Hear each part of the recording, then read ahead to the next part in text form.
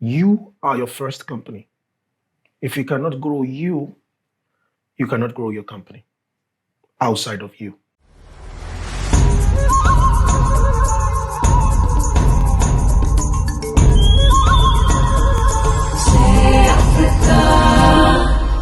So before we begin, I want to set the tone for those of you listening or watching today.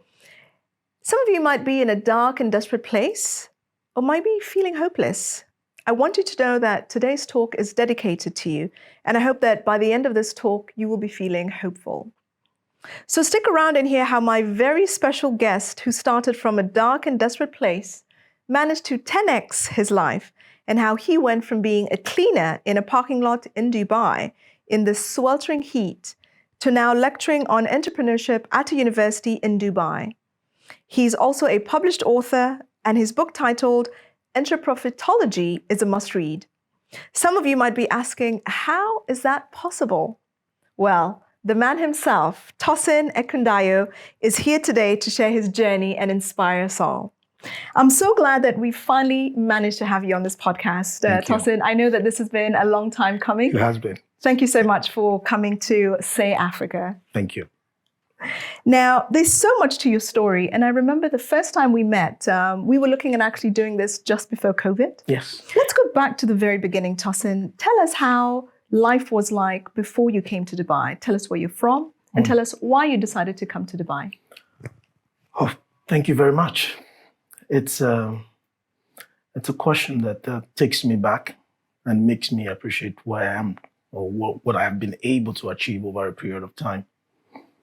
To give you a better picture of it, I'm a child from a broken home, or even a more precise picture, I'm a bet or the product of somebody who had something to do with a married man and had me. And all hell broke loose because the man was married, the woman wasn't married. And they gave birth to me. And sometimes I tell people, I said, I've never experienced what it means to have a decent family. So imagine the circumstances surrounding my birth. There was no way I would have had a decent family. So when all hell broke loose, I was left with my grandma. So I grew up with my grandma. It was from my grandma to my great-grandma to my aunt. It's just one place to another. I never had it traditional. But alhamdulillah, everything is fine. Here I am now, and I'm happy to tell my story. Wonderful. Tosin, thanks so much for being very candid and unfiltered. So you came to Dubai several years ago. Prior to even deciding on embarking on that journey, tell us what years of living in Nigeria, which is where you're from, right, was like. Had you been to another country before the UAE? Or was it just Nigeria and then you took a flight and came to Dubai? Now, when I left the university in Nigeria, the future was full of uncertainty. Nothing was certain. Because as a child who grew up in a nomadic environment where I had to move from one place to another, there was no precedent for me. There was nobody to look up to. Right. There was nobody to tell me, go this way or go that way, do this or don't do that. I found myself in the oil and gas industry in Nigeria. Not because I was particularly interested in anything oil and gas, because I felt at the time they made more money compared to every other profession in the country. So I jumped in. Right. Now, there was no offer at the time for the job, but I offered myself and I told them, I said, well, if you're not going to pay me, it's fine. Just give me the job. Just use me as an intern. So I was with the company for 2-3 months, and along the line, there was an opening. Okay. So I got into the position where I was getting paid. Now, everything was fine, but I was too young for the kind of money I was making. Okay. Not making money and buying houses. I was making too much money to play around because I didn't understand what life was. I wasn't even saving. I could make a huge amount of money in a particular week and just blow the whole thing or spend the entire thing in the same week. So I wasn't really liking it. So I started doing some research. I was telling myself, since you have the oil and gas experience, what if you go to a particular country or a place that has oil and gas, so at least you can get into that particular sector in that particular country. That's how I discovered the UAE. Okay. So my mindset when I left the country was to come here and get into the oil and gas industry, since at the time, this was a region that was booming oil and gas wise. So that's how I came to the country. And when I got here, I realized it was a different ball game. In my country, Nigeria, oil and gas was mostly independent. You could have as much money as you like and get into the oil and gas business. But in the UAE, it's completely controlled by the government. So it was very difficult to break into. So I had to settle for whatever was available for me at the time. So did you actually come here having a job, or did you come here looking to pursue a career? I came here, when I came here, like I said, the oil and gas was the goal. But when I got here, I realized it wasn't possible. But I couldn't go back. So I started, the goal was to apply for whatever jobs that I would find. Now, the Africans that I met, which is still a common practice till date, is that since you are from Africa, the only thing you would settle for is either a security or a housekeeping job. So I remember clearly somebody took $100 from me because I didn't know what to do and gave me a CV. I don't even know what was in the CV. They only put my picture on top of it and they asked me to go for the interview. I went there and the guy who was interviewing me, I remember very well. He's Kenyan. And he asked me, he said, "My friend, how many toilets can you wash in a day?" I didn't know what to say. I said 100 and he burst into laughter. And he was like, "I found the Superman." Now, to be honest with you, if I would look back in retrospect, I don't think I passed that interview. But I think he saw an African brother and wanted to do something for an African brother. And he gave me the job and my basic salary was 550 dirhams. With all the benefits, it was 1,070 dirhams. And how long ago was this? 11 years ago. 11 years ago, 500 dirhams, cleaning 100 toilets a day. Superman. Now, were you not conflicted at all? I mean, coming from Nigeria, having tasted a bit of money, worked in oil and gas, thinking that you were going to come to the Middle East and find a similar job or even better. How were you able to reconcile and say, you know what, I'm not able to find something in oil and gas, but I will go and potentially do housekeeping? When I came, I fell in love with the city. I had never seen anything like it. I remember calling my stepbrother and I said, "You remember those things we used to see in the movies and in the magazine? They're all in Dubai." That was the perception of the place. And I told myself, if there are people who exist in this world and they're actually living like this, then how come I'm being left in Africa to live the way I was living? I decided to learn. I was open to learning. I was open to learning the way of life. I was open to learning what made these people so special and so perfect, and yet made Africa so imperfect and different. I wanted to learn, and over a period of time, I would go around, not doing anything spectacularly. It's not like I was going anywhere, but I would just go around trying to see the people. And one thing came to my mind. I told myself, there is no way these people would have been born rich. They were probably born the same way I was born. They had issues the same way I had issues, but one way or the other, they've been able to come out of it. Now, for me, there was no going back. Because I had no family to go back to. I had nobody to go back to. I would go back to the same oil and gas thing that I used to do, where there was no future in it. It was just a young boy who was making some money and he actually didn't know what to do with it. If I look back now, I would say I was poor, because you can make money and just spend it like the same way it came. There's a need for you to have something called savings, investment, which I didn't have at the time. So literally I was poor.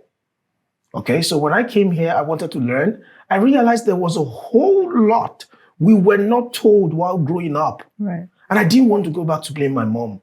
I just told myself, I said, either my mom or my family member or whichever adult I had with me at the time, I told myself they did as much as they knew. I can't force them to give me what they don't have. So I wanted to learn new ways. I was really open to that, and that motivated me to stay back. very motivating and inspiring, Tosin.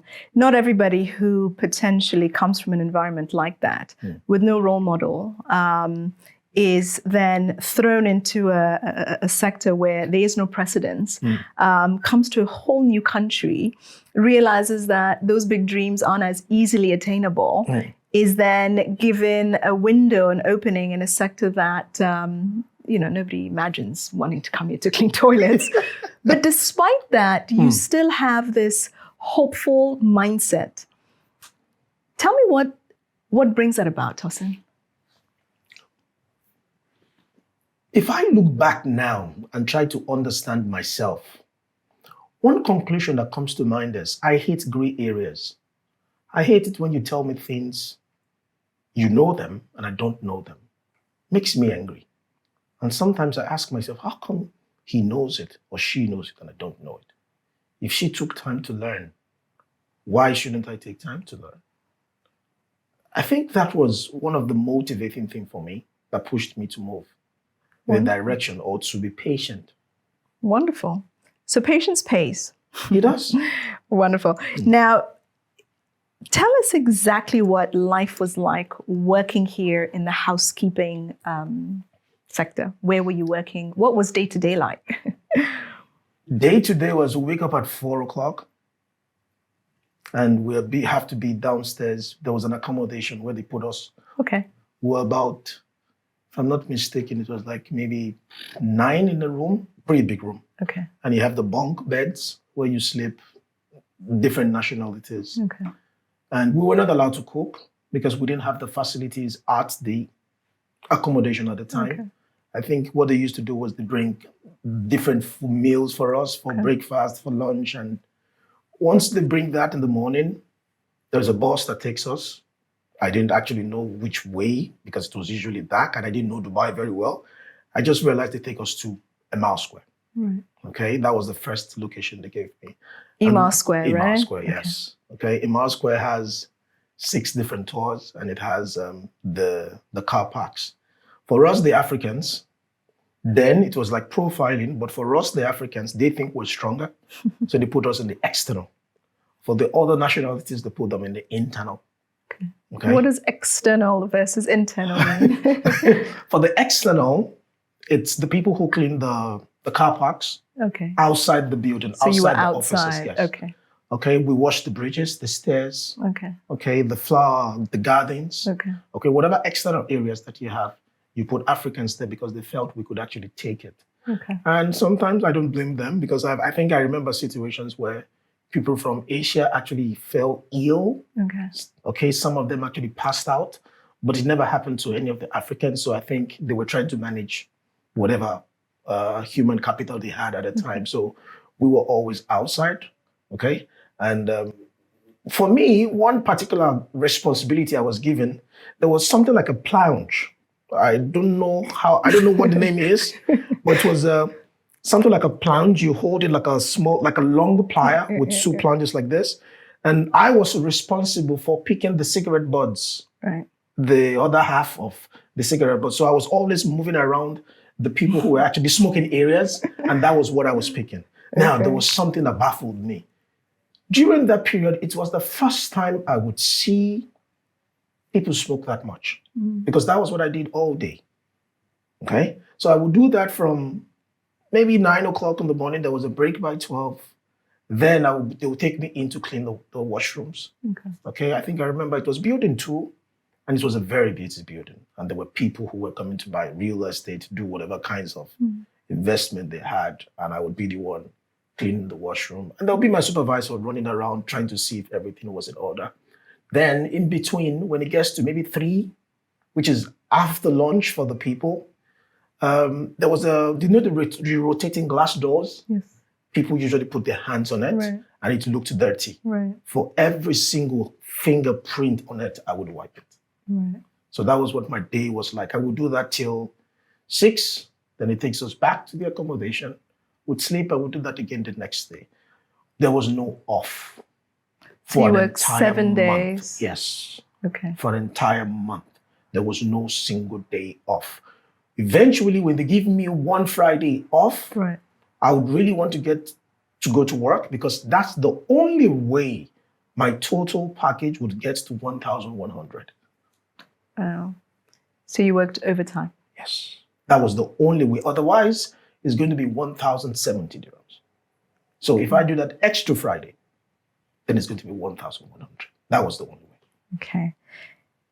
And why was it so important for you to make that extra money versus resting one day a month? I wanted to go to school. I wanted to learn. I realized the only way I could change my situation was to be educated. While I was growing up, at one point in time, I was taken to an aunt who was a teacher. Right. I think she made me love education. And while every other kid would learn how to read from cartoons and all those film books, the way I learned how to read was I was reading the dailies, the newspapers. I didn't like it. I didn't know what was there, but that was the way she was teaching me. So I was reading the dailies. So over time, I grew up reading. Okay. I was reading novels and whatever comes my way, I could read them. So I realized the only way or the only thing I could actually do at the time to get me out of the mess was to improve myself. Now, I got discouraged at one point because I met some other Africans who, after we get paid, the in thing for an African or maybe for a Nigerian was you probably need to look back home and buy a plot of land. So that was the goal for everyone. But for me, I didn't want to do that because buying land for who? I've been alone. Yeah. To do what exactly? Yeah. They have brothers, sisters who is actually helping them to construct 1 2-bedroom apartment or a duplex or something. Yeah. I had none of that. So buying the land wouldn't make sense to me. Okay, so for me, I thought they were looking behind them while I wanted to look at the future, what was ahead of me at the time. Right. So I felt the only thing I could possibly do was to make myself better. And I could only be better if I know more. I wanted to invest in education. I wanted to go to school. One thing led to another, one course led to another. In fact, the reason why I was doing those courses then was because I was thinking if I get this certification or that degree, this same company where I was working would promote me. But it didn't work out. Why? Because maybe there were certain positions that could not be held by an African, maybe. I wasn't really sure. Mm-hmm. But there were certain positions that we were not allowed to even apply for. Right. Okay, so I went to school and the rest is history. Incredible. Not history, because we're going to unpack that. Absolutely amazing. Yeah. Now, you lecture in entrepreneurship, and we'll get to that later. I'm in finance, and many times people talk about 10xing a business or multiplying their wealth. But 10xing yourself as an individual is incredible. Incredible, but also incredibly difficult. How were you able to work a full month, still have these goals, and achieve education? How was that possible? Where did you find the time? Thank you. You see, I tell people all the time, the same thing I tell my students. Your first company is you. I know everybody wants to have a company and everybody wants to have employees. Your first company is you. If you cannot manage you, which is the first company, you cannot manage anything else. So, for me, I tried to manage me. If you look at my qualifications, usually I tell people, I said, I have about 21 different qualifications. And the fields are not related. It was just me trying to be greedy to consume as much knowledge as I can. Okay? Not because I wanted to use all the degrees, but I just wanted to learn. Okay. And I realized the only way I could actually make this me better, this first company that I have, is to be able to consume as much knowledge that would transform me. Incredible. Then I would invest the me into whatever business ventures that I would want to have. Right. I don't know how I juggle it, but I think Allah has given me the grace. Okay. I remember the last time we met, I told you about the company that I have in Dubai. Well, I have another one in the UK now, so it's 2. Incredible. Tell us. I just want to unpack everything. So let's go back again. Oil and gas. there was really no structure, made money, but spent it just as fast. Yeah. Did a search, wanted to go to a sector, a country that actually had a more mature oil and gas company. Found the UAE. Wasn't very easy to actually get into oil and gas. And what was then presented for Africans was largely housekeeping, cleaning, hospitality, and the rest of it. Got a housekeeping job, was in the parking lot with forceps picking up cigarette butts, worked 30 days nonstop. Yeah. Still believed that it was important to increase your knowledge, work on yourself. How did you do that? Where did you find the time? What was the first courses? Where did you do this? Was this online? And then how did you get from that to opening up your company, or what happened next? Okay. Now, while I was with Emma, the housekeeping guy, my company gained a contract in Abu Dhabi. Okay. And they wanted to move some staffs to Abu Dhabi. And according to them, I'm one of the best external guys and the guy who could handle toilet and the glass doors at the same time. They moved. I was part of the guys that was selected from MR Square to Abu Dhabi to do the same job. Okay. The site in Abu Dhabi is Mubadala, Mazda, the one that is adjacent to the Abu Dhabi airport. It's a huge site, sustainability city and all the rest. Yes. And I was doing the same thing, housekeeping guy, but there I was in the night shift. Okay. They would take me home during the day, I would come at night because the night guys actually do the deep cleaning. They bring some huge machineries that look like vehicles and we wash the entire streets, entire floor and all the rest. Now, to cut the story short, during that period I was going to school online. I remember I had the BlackBerry tab and during the night shift, I would focus on my job, try to finish as early as I can. Usually what they do is they give us tasks. Okay, you do this, by the next morning you should have completed it. So what I usually would do is I would get to work and try to round it up by 11:30. Okay. So the other period of time that I had, I would go on that desk because there was cameras everywhere. I would go on that desk, one of the offices I was cleaning. I would go on that desk, sit down and take my lectures and submit my assignments. Now, something happened there. One day, our clients, who we were actually doing the housekeeping for, had a business development executive who wanted to go on vacation. But the company did not prepare for a replacement. She's from the Philippines, I remember. Her name is Debbie.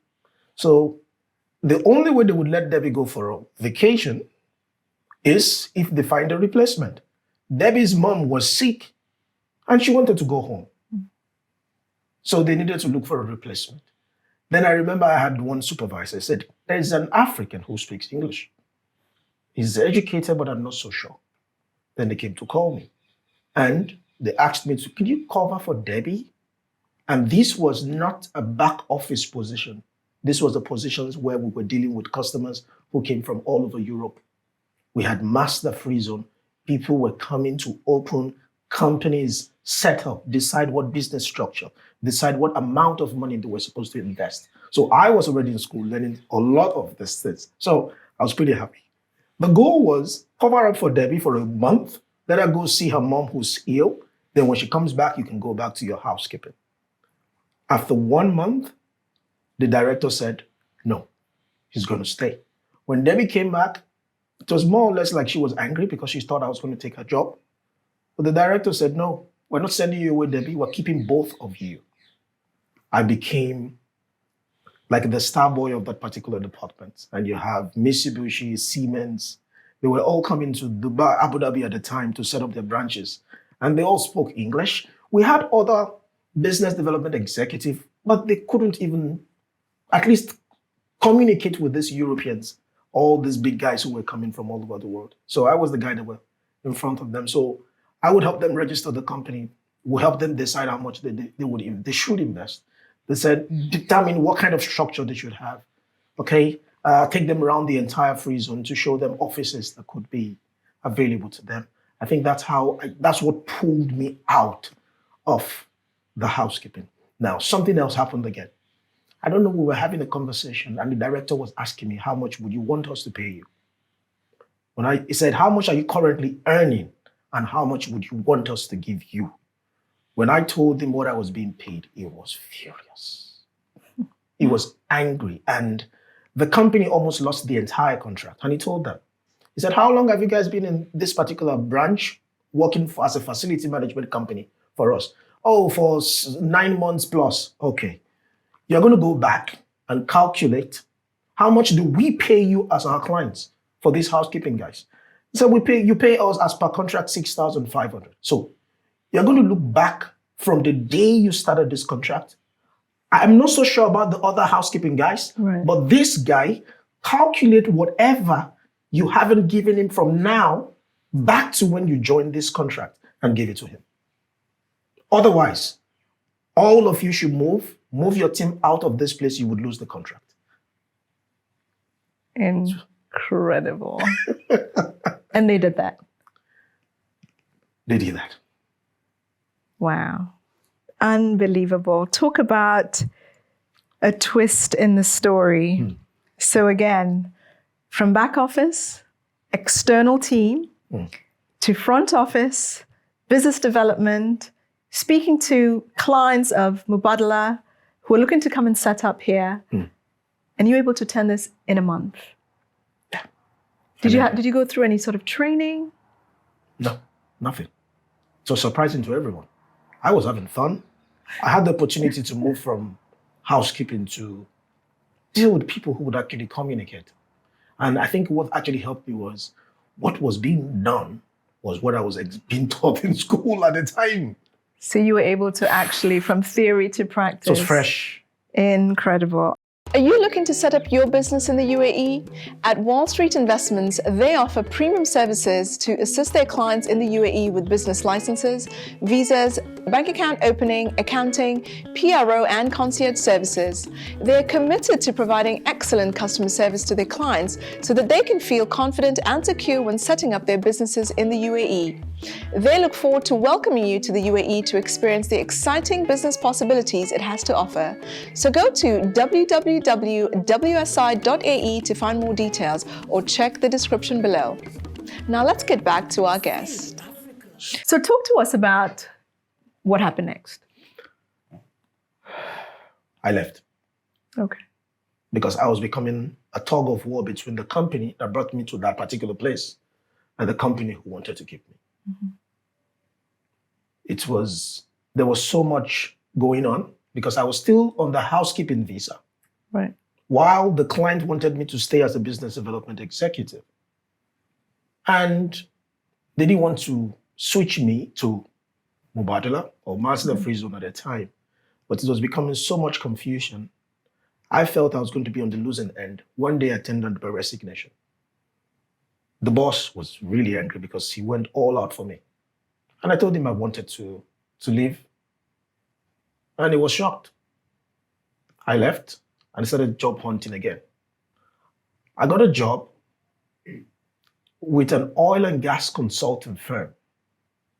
I think this was my first taste of what a PhD degree is. Why? Because the owner of the company at the time had a PhD. He was Egyptian, Canadian, and had a PhD in oil and gas management. Right.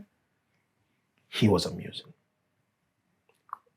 We were a small company of about 15 staff, and we all report to Dr. Salah. At the end of the day, we are all exhausted. And I used to ask myself, how can 15 different individuals report to one man, and yet we're the one who is exhausted? For him, it's just a normal thing. The next day, he's back again. We do the same thing. Now, for that company, what we used to do then was conduct training for oil and gas companies. Okay. Remember where I was coming from? Yes. Oil and gas. We used to conduct trainings for ADNOC, ADMA, ADCO, Saudi Aramco, all of them. So you found your way back into oil and gas. Exactly. But now you're training these big companies. Yes. Dr. Salah was mainly the oil and gas guy. Okay. But one time, we got a contract from one of the oil and gas arms of the ADCO, and they told us we wanted somebody to teach the soft skill. Presentation skill, effective team building. That's how I came in. I started organizing the training, Okay. but one day we had an in-house training that nobody could take. We had booked an instructor from the United States who didn't make it. And somebody had to cover up. And I told Dr. Salah, I said, I can do this. Really? I said, I can do it. I've been watching you for some time. But during that period, I think I worked with Dr. Salah for 2 years and I had learned a lot. He's good. I say it all the time. What I do in education today, there are things I learned from Dr. Salah. How to create instructional designs, how to create to give case studies. I learned a lot from him. Okay. But one thing I was actually watching, or that I was actually seeing, that he wasn't paying attention to was the PhD part, which was the educational part. He thought I was just trying to understand the training part. But Dr. Salah had a PhD, and for me, I think that gave him extra capabilities, and I wanted those extra capabilities. Right. Okay, so it exposed me. I didn't do anything at the time, but I just had it at the back of my mind that, okay, eventually, this is something I would like to chase. I think for the first time in my life, I had a dream. And I think that was the inspiration from Dr. Salah. But unfortunately, since I became a professor, or I had a PhD myself, I haven't met with Dr. Salah. Any plans to? We didn't actually part ways in a good way. Okay. I worked with him for 2 years. And again, I kept applying for jobs, and there was a UK institute that came. They wanted to do a little bit of training, and they realized I had the experience. I was with Dr. Salah for like 2 years, and they gave me the job. And when it was time for me to resign from Dr. Salah, he was really pissed, and he told me he was not going to cancel my visa. And that time, if you cancel your visa, they usually get a ban. I didn't know what to do because he was such a huge man or boss. One day, you remember those times they used to have a local involved in the business. Yeah. And I know the local guy knows me. And I went to his office one time. I was all crying. I was teary. I was like, Tosin, what happened? And I said, I found another job, and Dr. Salah refused to release me. And he said, don't worry. Stop crying. I stepped out of his office. Within a few minutes, I got a call from Dr. Salah and said, hey, come take your passport on one condition. And Dr. Salah said, you would have to tell me who's giving you a job, which I was open to. I just wanted to leave and go start the new position. Guess what? Dr. Salah called the new company and told them I was a criminal. Oh, Lord. It was really heartbroken. It was really heartbroken because for the first time in my life, I found somebody who gave me a dream. Dr. Salah has a daughter. For you to know how much he inspired me. He had a daughter. And for me, I wanted to have a PhD and have a daughter. Alhamdulillah, now I do have both. But then that was the dream. That was where I got the dream from. Right. Because every time he stepped into the office, he would step into the office with his daughter. And I was always thinking, this is one life. For the first time, I had something to chase. Right. And to now realize the person who actually gave me that part of my life It's also looking to destroy you. was very disappointed. Okay. And the guy who came from the UK actually said, well, I'm still going to give you the job because if you're actually a criminal, Dr. Salah should have fired you a long time ago. How come he waited for you to actually get an offer before telling the world that you're actually a criminal? And it was disappointing because I gave my heart to Dr. Salah. I remember I took him to Nigeria even. Yeah, he was into oil and gas and he wanted to connect with the oil and gas in Nigeria. Yes, of course. Yes, with my background, we went to Nigeria. Yes, of course. Met, did a couple of meetings and all the rest. When it was time for me to leave, he killed the entire thing. So I left the company. For the new company, I worked for 6 months, but it was difficult because considering what they've been told, I had to work on eggshells. I was being second guessed at every point. I was being questioned at every point. I resigned again. So you were there for 6 months? Yeah. Where to next? Kenya. My hometown. I didn't know this. I went to Kenya. So you left Dubai and went to Kenya? Yes, because... Why Kenya? Because then, you remember we used to do visa change. Correct. And Kenya was the option we had at the time. Okay, you didn't do quiche? Quiche, you would, if you had the visa, you go do a round trip and come back. Okay. They wouldn't let you into the country. Yes. Kenya would let us into the country. Right. So I went to Kenya and I was there hoping that a new visa would be applied for me. Now, it was eye-opening because I was asking myself, if Dr. Salah was angry that I was leaving. And this new company that I was actually working with is actually willing to risk considering what they've heard about me. And they were still willing to give me the job. That means there was something about me that was very important. Right. That these companies were actually ready to go to war for. I decided to investigate or look at myself, decide what it is, and decided to use it for myself. Okay. When I came back from Kenya, I set up my own company. And what was the plan for this company? Was this consulting? I had a lot of consulting experience from Dr. Sola. I had a lot of business setup experience from Mubadala. And I decided to do exactly the same thing. Okay. And I think 1 year into that, I also realized that entrepreneurs have a huge issues in UAE. A huge percentage of them, when they come in, they actually fail. So I decided to structure my business model to fill in that gap, to help people who come into the UAE survive the first 2 years. Okay. So at that time, I wasn't taking on clients who've been in UAE for a very long time. I was taking on clients who came in and they're pretty young and they find it very difficult to sustain themselves. That's how I set up Beam Truck Consulting. Fantastic. And that is not still operational, is it? Still operational. Still operational. Yes. Have you grown the team, or is it still you as the main face? Or yeah, we've grown. We're just 4. And the reason why I decided to keep it low is because I am the product. Okay. There's nothing else will sell than me. If you sell me too fast, I don't think I'll be able to manage it. It's not sustainable. Yeah, it's not sustainable. So I kept it low. Then they sell me. I am the solution. I go in there. Sometimes it's training. Sometimes it's strategy development. Sometimes it's recruiting. Things that would make these new companies get on their feet. Wonderful. Okay, and one thing I realized over time is one area where they actually get it wrong is investing the right kind of money. I usually tell my client, money is good, but not all money is good for your business. It's like the blood type in the body. If you give me the wrong type of blood, you probably end my life. Absolutely. Okay. So with that, what advice then would you have for other Africans that are looking to come here to either build a career or a business? You are your first company. If you cannot grow you cannot grow your company outside of you. That's point number 1.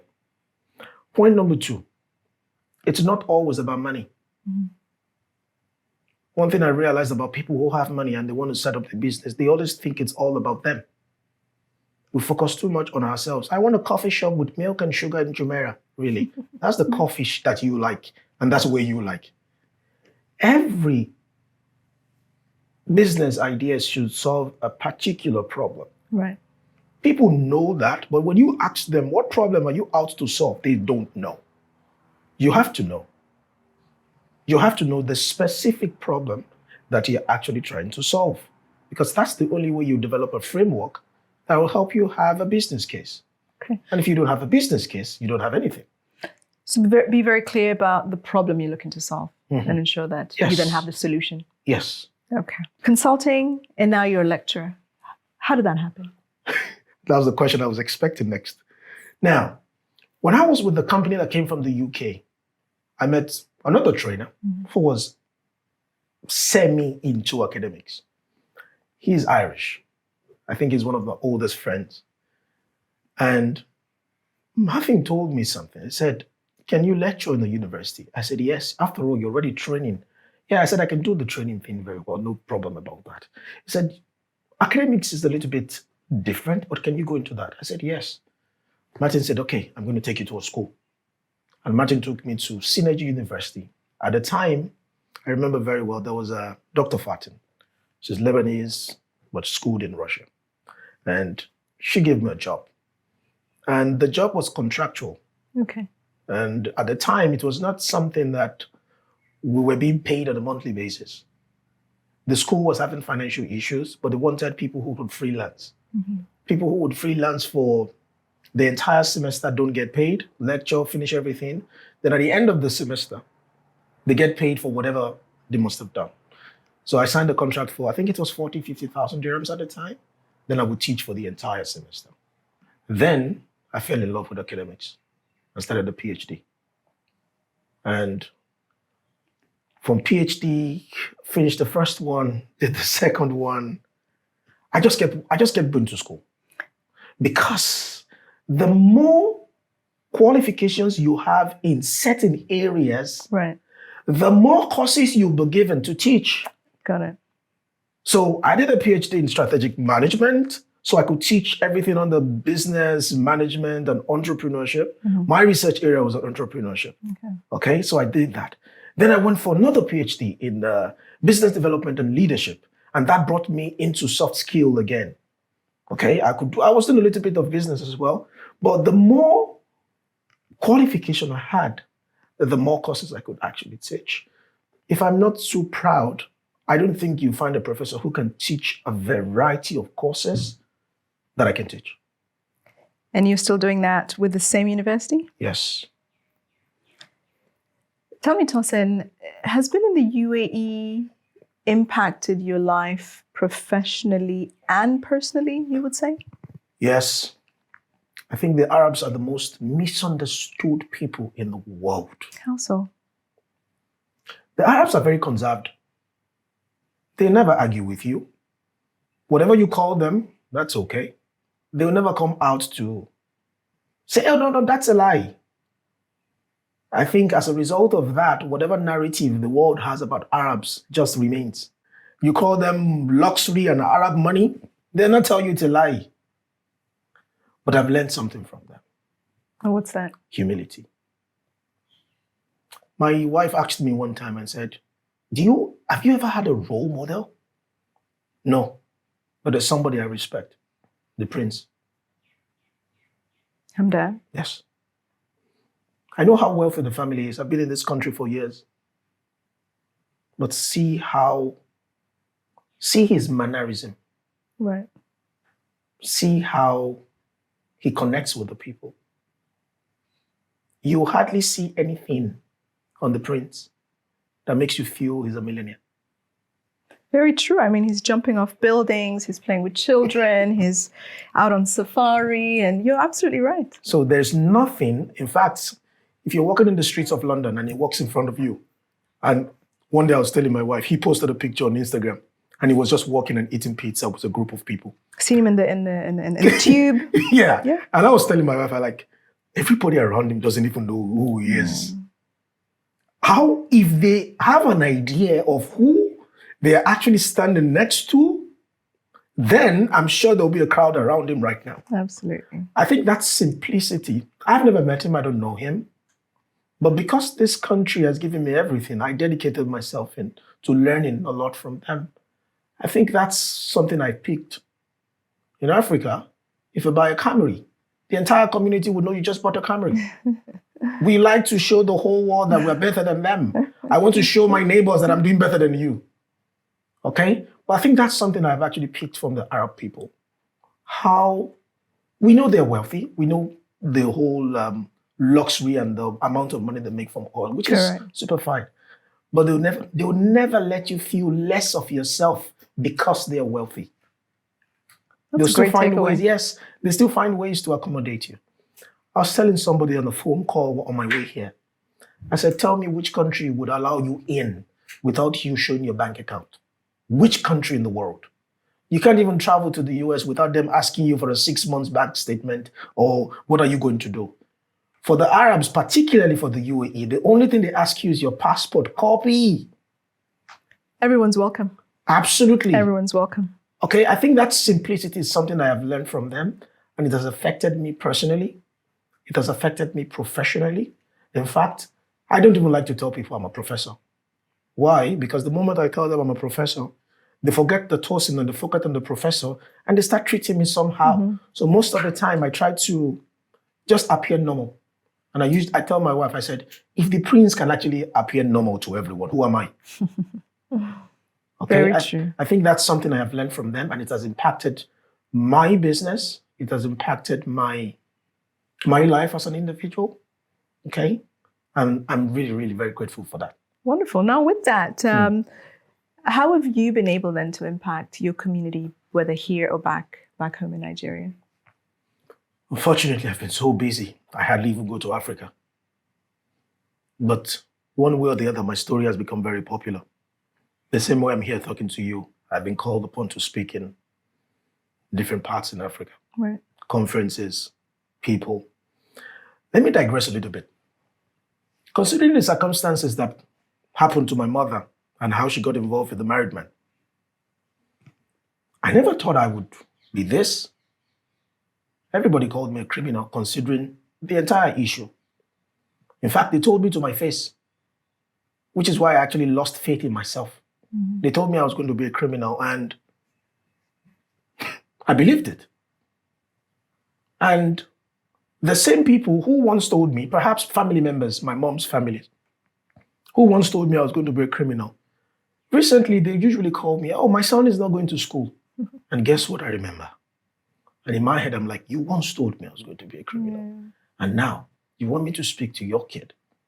I do it happily. As for Africa, I'm a board member of certain professional bodies out of Africa. I'm a board member of the Center for Leadership and Organizational Development. It's based in Zimbabwe.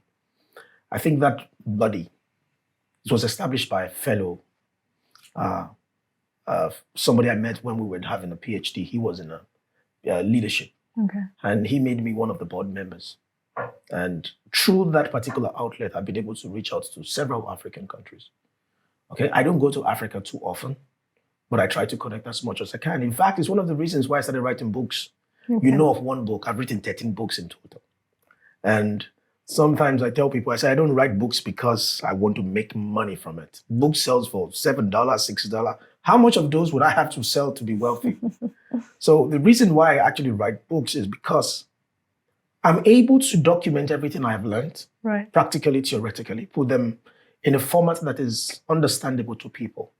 And most of the time, I try to put my books out there so that people in Africa particularly can actually learn from it. And when I write from the African perspective. I take Wonderful. those circumstances in Africa into consideration when I present my case. So I don't go to Africa often, but I try to inspire as much people as I can. The company where I was doing housekeeping, they've always invited me to come speak to Africans to inspire them, okay, to help them understand there's a future for them here. Absolutely. And I like to say something. Africans, I don't know sometimes how we get some of this perspective. It happened to me too. When I came, they told me the only thing I could do was housekeeping and security. That rhetoric, that narrative is still on. And I would usually tell people you should look beyond that. One thing I know for sure, the UAE would give you opportunities. You just have to be prepared for it. Absolutely. I mean, your case is a great example of that, right? Yeah. So just to narrow down on that last point, what then do you envision for Africans in the UAE? What I envision is if Africans are going to have opportunities in this country, we've had so much negativity and it's become so difficult for one individual to change the story.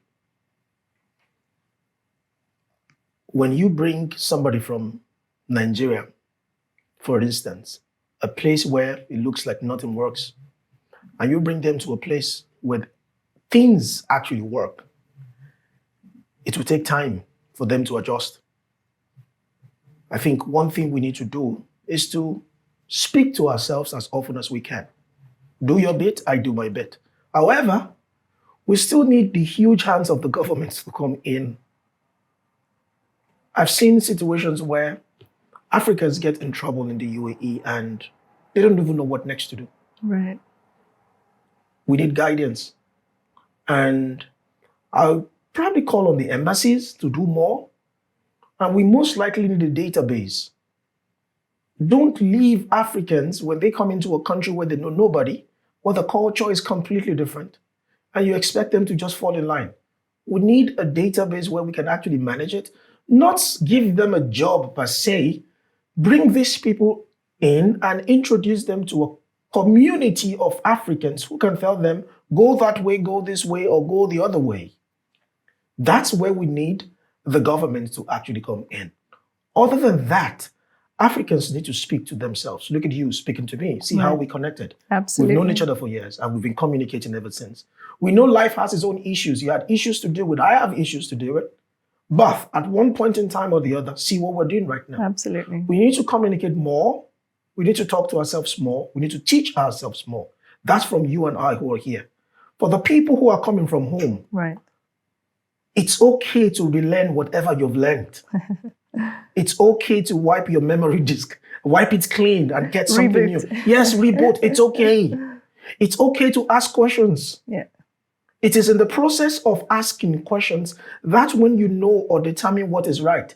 I tell my students something. If you want to know how white is, then you have to know black.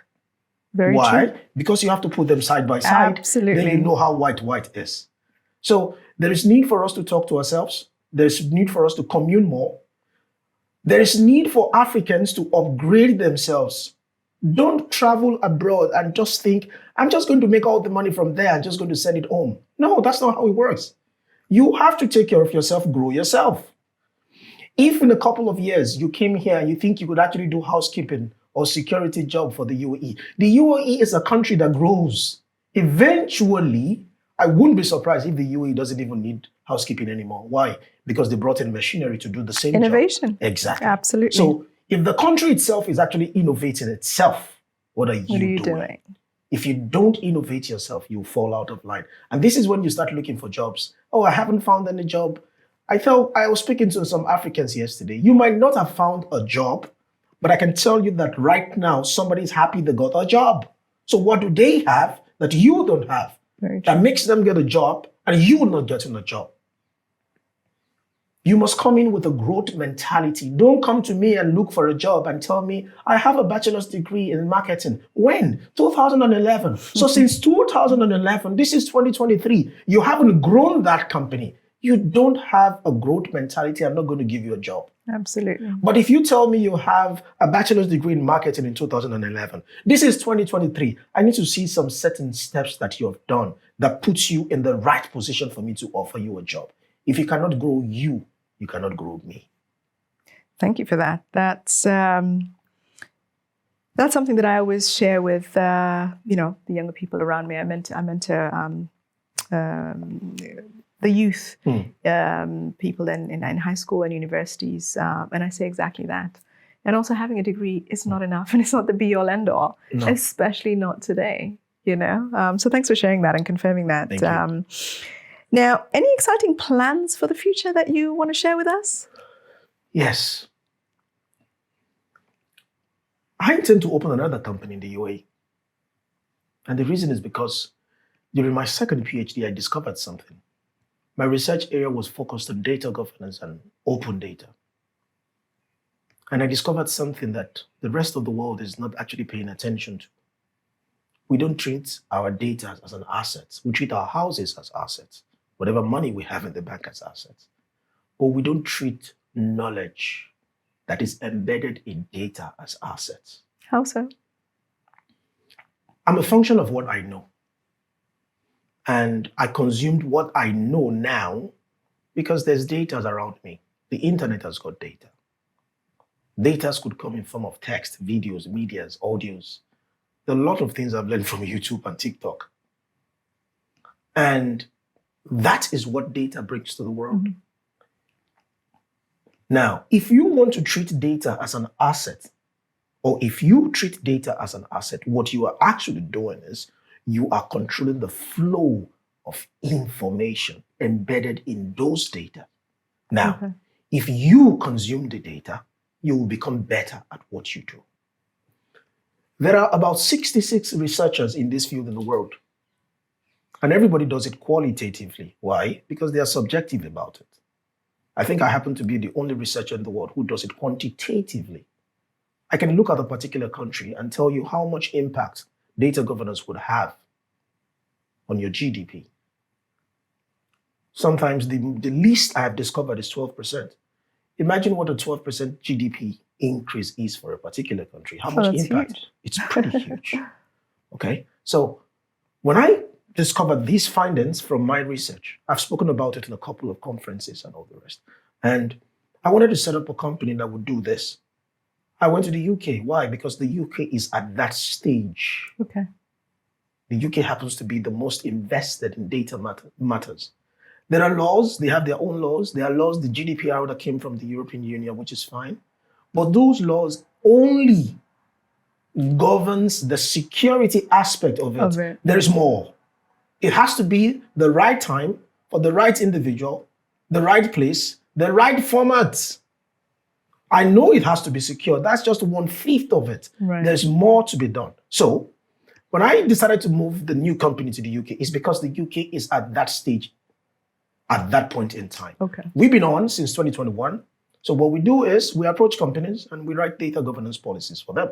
Okay. And we see how we can use this policy, treat it as an asset, and help them improve their bottom line. Okay. That's what we do in the UK. However, Dubai is my home. The UAE is my home. The future is in this region. I am thinking, or I'm at least planning, preparing myself, looking at a time where the opportunity would come for me to bring the same concepts to the UAE. Okay. Now, the UAE is advanced. I agree. I did a research and I presented in a conference in Egypt. I think it was in November. And they said it was really exciting. What we discovered is my research actually shows that the UAE is actually aware of data governance as a country. Okay. But the practice is not there yet. If you go to most of the government website, you see something like open data. If you click on them, it's actually empty. Mm-hmm. So it's like they know what to do and there's need to do what is actually supposed to be done. Right. So I know the UAE is developing like every other country. I'm trying to, or looking at keying into that space and help the region grow in that regard. For me, that's what the future holds. Okay. And see if I can actually help bridge the gap between Africa and the Arab region. There's so much misunderstanding in that space. But I feel with this plan of mine, with what I have in mind to actually do, if I'm able to set up the company, start creating frameworks for the region, it will give me, since I am a representative of Africa myself, of course, it will give me the opportunity to present a better case. Absolutely. Of what Africa has to actually offer. For me, that's what the future holds. I know everybody says to go to the West, and I'm not going to the West. The Arabs gave me everything. Right. I'm going to stick here and help them develop the region. Wonderful. So you heard it first, data governance, Tosin's new adventure, a new setup. We're looking forward to that, and we'll definitely keep our ears peeled for that. Thank you. How can people find you? Now, you're a professor, you're a published author, you're doing exciting work. I'm sure there's so many things that people would want to reach out to you for. Where can people find you? I want to be one of those professors who is approachable. Okay. See, one of the reasons I don't even introduce myself as a professor is this perception that everybody thinks a professor should be treated in a special way. I'm a professor doesn't mean I know everything. It just means I've been able to specialize myself or invest myself in a particular field. Okay. So I want to be accessible. I'm on Instagram, Tosin Ekundayo, just the Tosin. On Instagram, you'll find me on LinkedIn, Tosin Ekundayo. On TikTok, I'm actually there, but I don't actually do much because I'm always very busy. But I like the fact that I can actually connect with my students. Right.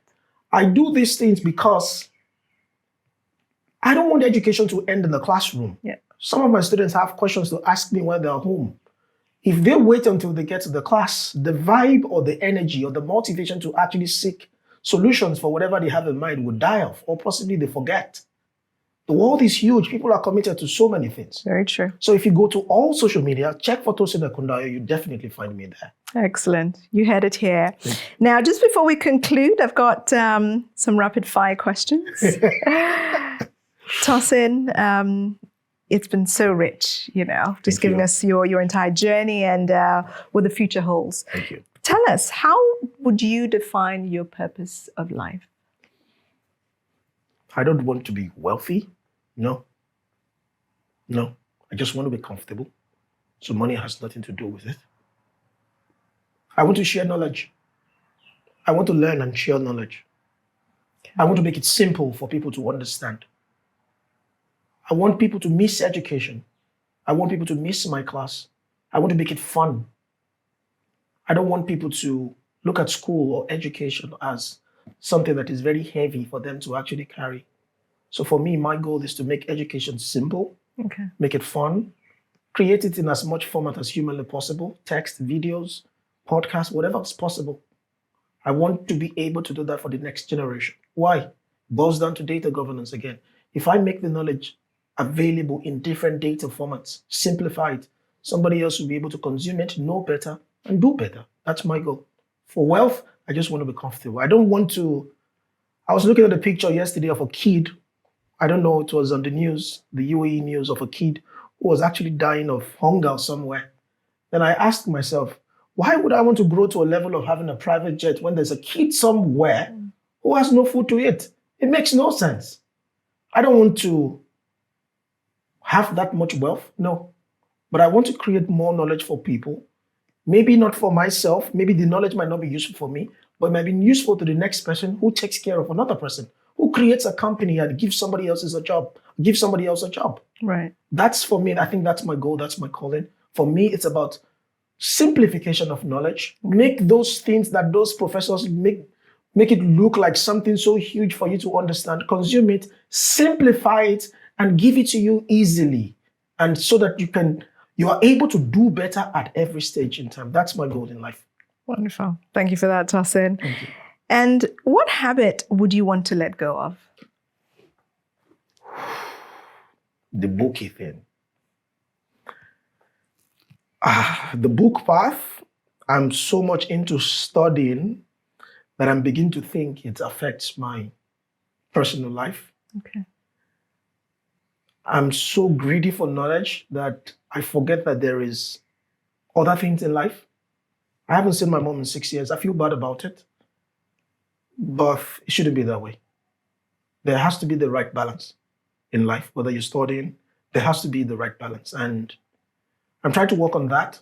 Okay. That's something I really want to let go a bit. Okay. I'm not going to let studying go forever. No, I'm still going to do it.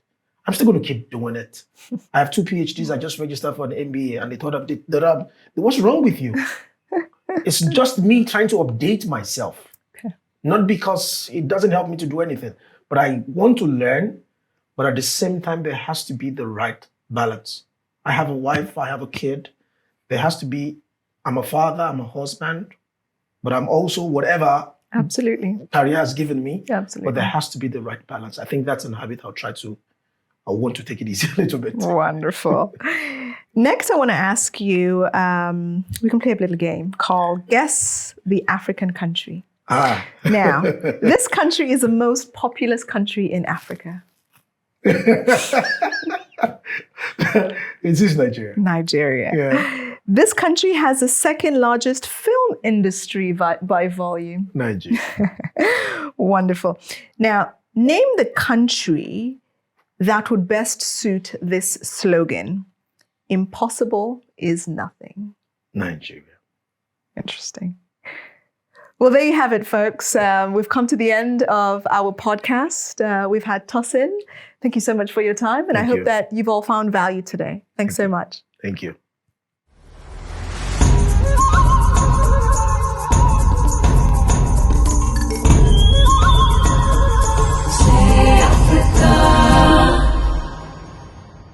See, if 1,000 person tells you every day, be brave, be strong, you will survive it, any other message will not be efficient more than it comes from you.